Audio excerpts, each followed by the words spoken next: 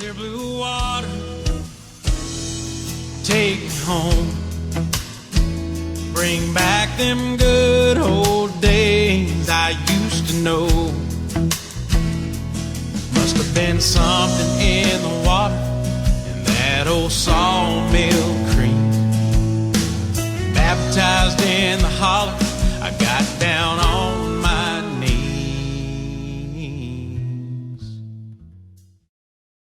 Morning guys, Dave Canterbury at the Pathfinder School. I've got a Mohawk canoe here that's a 14-foot two-man canoe, big enough for Irish and I to fish out of, and I'm kind of prototyping this thing, testing it. I picked it up at the gathering from Mohawk Canoes, and I'm either going to sell it for them or I'm going to buy it from them, one of the two. But I'm going to make a motor mount for it real quick here so that I can put a trolling motor on here to fish with. Since it's a bigger canoe, I want that trolling motor for lake fishing and things like that. It's not going to be on the river where I'm paddling it. When I put it on lakes and things to fish out of it like I have been with the smaller one. So a trolling motor mount is going to come in handy for both canoes either way.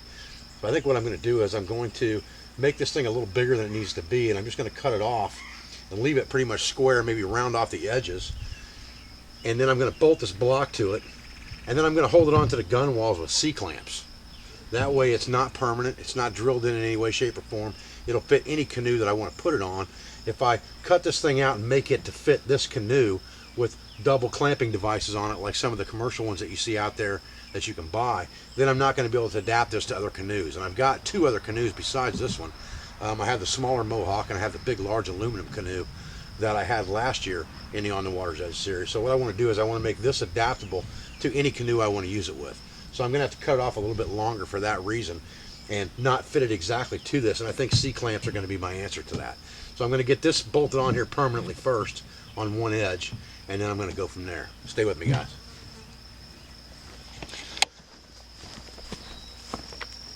Okay guys, so what I'm thinking here is I just put a couple C-clamps on here to hold it to the gun walls here, and I've drilled this block in both places. Here I've drilled down through the block and put bolts through the bottom with wing nuts on them, 3/8 bolts to hold that steady. That's not going anywhere for sure. Now I want this to be able to be used on multiple canoes, I think, so I don't want to cut this off too short, so I'm going to kind of mark where it's at on this canoe with a marker just to see what the difference is on this canoe and the shorter canoe, so that it'll at least fit both of those canoes. Okay, so here it is set up on my smaller canoe. And again, I haven't cut it off yet. I'm just making sure that everything's where I want it before I do that. My mark for the other canoe is here. So as long as I come out to here and cut it off, it's going to fit both canoes. So I think I'm just going to take and make a mark here and cut it off straight, and then just kind of round it off a little bit so there's no sharp corners on it. Round that one off. Make sure I'm real secure on that block. You can see I've already got a trolling motor mounted to it. That's a die-hard 1 horsepower. Cost of this so far on this thing, C-clamps were the most expensive thing on this whole project. I got the lumber for free, scrap from the lumber yard, and the bolts were about $3. So the C-clamps would be the most expensive part of this. You can find them used at a flea market or somewhere. I had to buy these brand new because I didn't want to take the time to look for them at a flea market next weekend. But you could get away with something like this for well under $10, no doubt in my mind.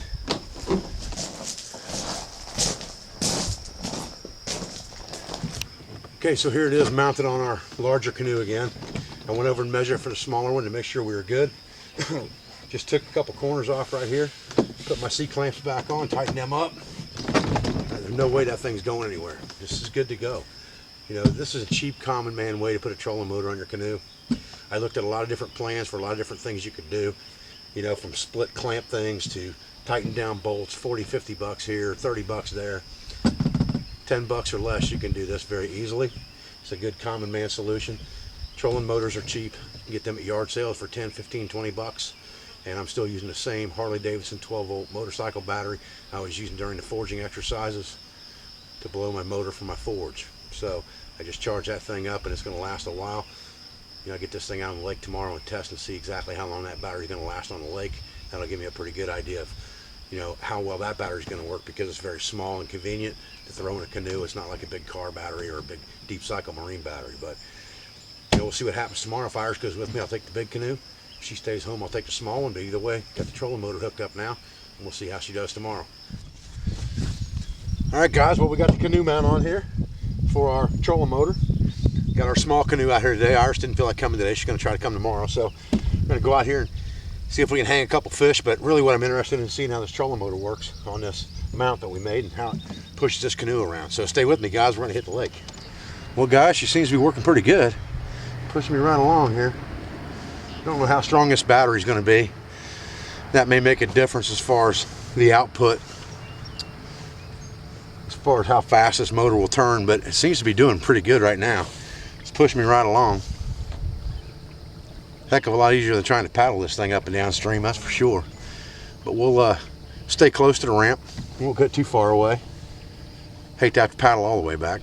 But we'll see how she does. We'll go out here and kind of turn around on a grassy point and throw a lure a few times and see how that works out.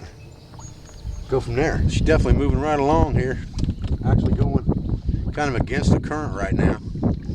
Get my canoe up current the way the wind's blowing, and then I'll come back down this side of the bank here and just fish it all the way down.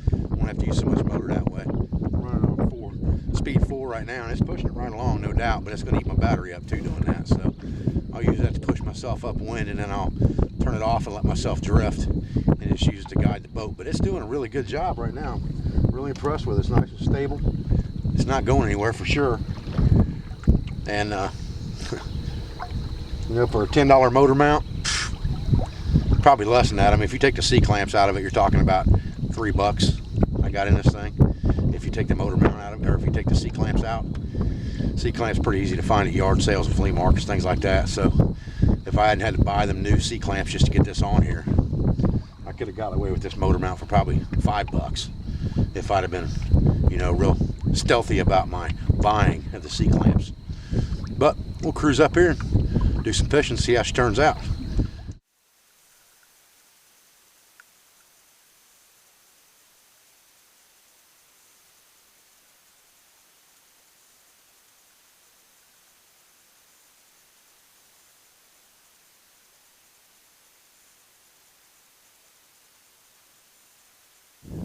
Guys, the trolling motor mount seems to be doing exactly what I want to do. Unfortunately, the fish aren't. I hung one pretty good one a little while ago and tried to turn my camera on at the same time so I could get it on film. And he threw the hook before I could get the camera turned on, the head cam.